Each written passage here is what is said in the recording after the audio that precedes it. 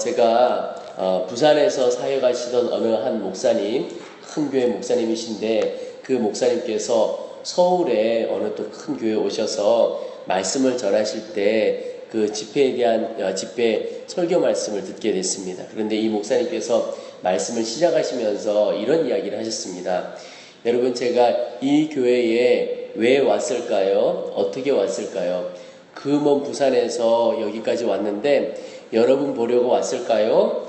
그런 건 아닙니다. 이렇게 이야기하시면서 제가 그 부산에서 여기까지 온 이유가 있는데 그것은 딱 하나입니다. 바로 여러분의 담임 목사님, 이 교회 담임 목사님이 오라고 해서 왔습니다. 이 두 분이 서로 잘 아시는 관계인 것 같아요.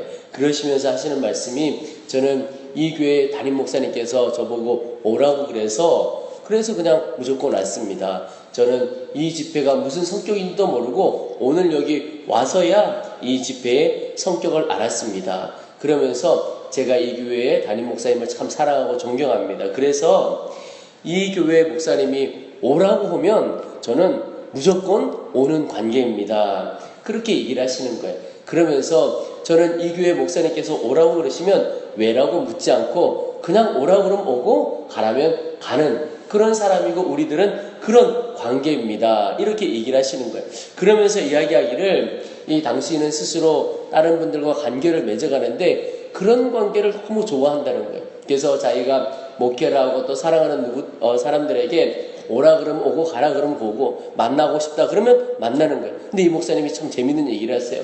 만나자 오너라 그랬는데 왜라고 물으면 관계에 문제가 있다는 거예요. 그냥 오라 그러면 네 그러고 와야지 왜요? 이러면 이게 좀 문제가 있다. 그러시면서 재밌는 이야기를 하시는 게 하나님과 우리의 관계도 그렇다는 거예요. 하나님께서 우리에게 오너라 그러면 네, 가거라 그러면 가고 멈추라 그러면 멈추고 딱 그래야 되는데 우리는 하나님 왜요? 이렇게 자꾸 묻는다는 거예요. 왜라고 묻기 시작하면 이게 관계가 좀 문제가 있다. 제가 그 말씀에 다 동의하는 건 아니지만 이 목사님께서 말씀하시는 그 뉘앙스, 그 의미가 참 귀하게 전달이 되더라고요. 여러분, 우리는 주님과 어떤 관계입니까? 주님 말씀하시면 네, 이런 관계입니까? 아니면 주님 왜 그렇죠? 이렇게 따지는 관계입니까? 오늘 38절에 제사장 아론에 대한 이야기가 나와 있는데요. 38절 보시면 이스라엘 자손이 애굽 땅에서 나온 지 40년째 5월 초하루에 제사장 아론이 여호와의 명령으로 호르산에 올라가 거기서 죽었으니, 이제 이스라엘 백성들이 광야 생활 끝나고 가나안 땅 들어가기 직전입니다. 그 40년 마지막에. 그런데 제사장 아론이 죽는데 어떻게 표현하냐면 여호와의 명령으로 호르산에 올라가 거기서 죽었으니. 여러분, 아론은요 그 죽음조차도 하나님의 명령을 따라 죽은 사람입니다.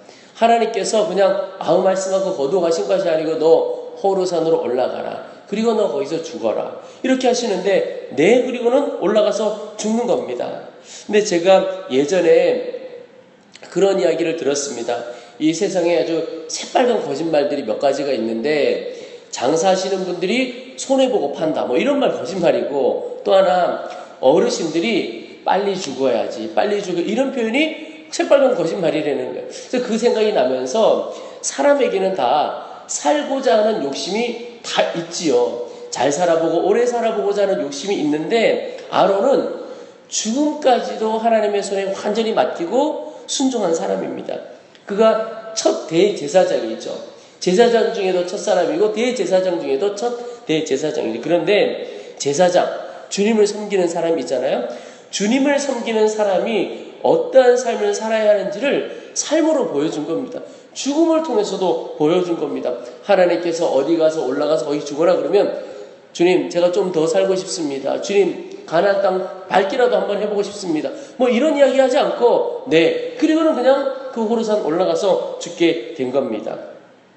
여러분, 우리가 사형리에 보면 예수님을 영접하는 마지막 기도가 있습니다. 다 복음을 전하고 예수님을 당신은 구주로 영접하겠습니까? 근데 거기에 우리가 사실 놓치고 있는 중요한 기도가 무엇이냐면 이제 예수님께서 나의 주인이 되셔서 내가 주인 되신 예수님의 뜻대로 살겠다고 하는 고백과 기도가 나옵니다. 사실 이 부분을 많이 놓쳐요. 그래서 우리가 새 생명 얻게 되었다는 뜻은 다른 말로 하면 이제는 새 생명의 주인 되신 예수님의 뜻을 따라 예수님께 온전히 순종하며 살겠다. 그 고백과 결단이 들어있는 겁니다.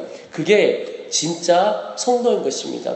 그때야 하나님과의 우리의 관계가 온전히 올바로 서 있게 되는 것입니다. 저는 하나님께 때때로는 하나님 도무지 제가 이해되지 않습니다. 어떤 뜻으로 어떤 의미로 이런 일을 행하시고 이런 말씀을 주십니까? 물어볼 수도 있겠다고 싶어요. 그런데 기본적으로는 하나님 주님이 제게 말씀하시는 대로 주님께서 저를 이끌어 주시는 대로 저는 순종하며 나아가겠습니다. 이 결단이 우리 가운데 있는 성도 그게 진짜인 것입니다. 그런데 우리가 말은 그렇게 잘 듣고 이해를 하지만 하나님의 인도하심과 하나님의 뜻대로 살아가는 것에 대한 그러니까 순종에 대한 걸림돌이 있습니다. 그 걸림돌이 무엇이냐면 내 자아입니다. 내 욕심, 내 경험, 내 고집 이런 것들이 순종의 걸림돌이 되는 거예요. 하나님께서는 너 그런 말 하지 마라. 그래도 내 욕심과 내 감정에 확 사로잡혀서 나 하고 싶은 대로 확 말을 하면서 살아가는 겁니다. 그렇다면 어떻게 내 자아를 넘어서서 순종할 수 있을까? 결국 십자가를 붙드는 길입니다. 나는 주님과 함께 내 자아는 십자가에 못 박혔음을 인정하고 또 늘 그것을 선포하고 고백하며 사는 겁니다. 나는 주와 함께 죽었고 이제는 주와 함께 사는 사람이다. 내 입술도 내 입술이 아니고 주님께서 말하게 하시는 것 내가 말하고 내가 행동하는 것 하나도 주님께서 행하게 하시는 대로 살아가겠다. 특별히 이 믿음의 선포와 고백은 날마다 매 순간마다 있는 것입니다. 교회에서만 하는 것이 아니고 가정에서 자녀를 바라볼 때 가정을 섬겨갈 때도 주님 저는 죽었고 주님과 함께 사는 사람입니다. 일터에서도 주님 저는 주님과 함께 죽었고 주와 함께 사는 사람입니다. 그래야 내가 있는 그 어느 곳에서도 이 아론처럼 죽음까지도 주님 앞에 맡기고 순종하며 살아갈 수가 있습니다. 그것이 하나님께서 우리에게 주신 놀라운 유산을 마음껏 누리는 길입니다. 여러분 오늘도 매 순간마다 주님 저는 주와 함께 죽었고 주와 함께 사는 자입니다. 고백함으로 온전히 순종의 삶을 살게 되시기를 축복합니다. 또 하나 오늘 기도하게 하시는 것이 있는데요. 오늘 52절 53절을 보겠습니다. 주님께서 이스라엘 백성들 이제 가나안 땅에 들어가면 무엇을 해라? 제일 먼저 말씀하시는 것이 그 땅의 원주민을 너희 앞에서 다 몰아내고 그 새긴 석상과 부어 만든 우상을 다 깨뜨리며 산당을 다 헐고 그 땅을 점령하여 거기 거주하라. 거기 들어가서 제일 먼저 뭐하냐? 그 땅의 원주민들 다 몰아내고 그곳에 있는 석상, 우상 다 깨뜨리고 그것을 점령하라는 것입니다. 여러분 주님께서 이렇게 말씀하신 이유가 있습니다.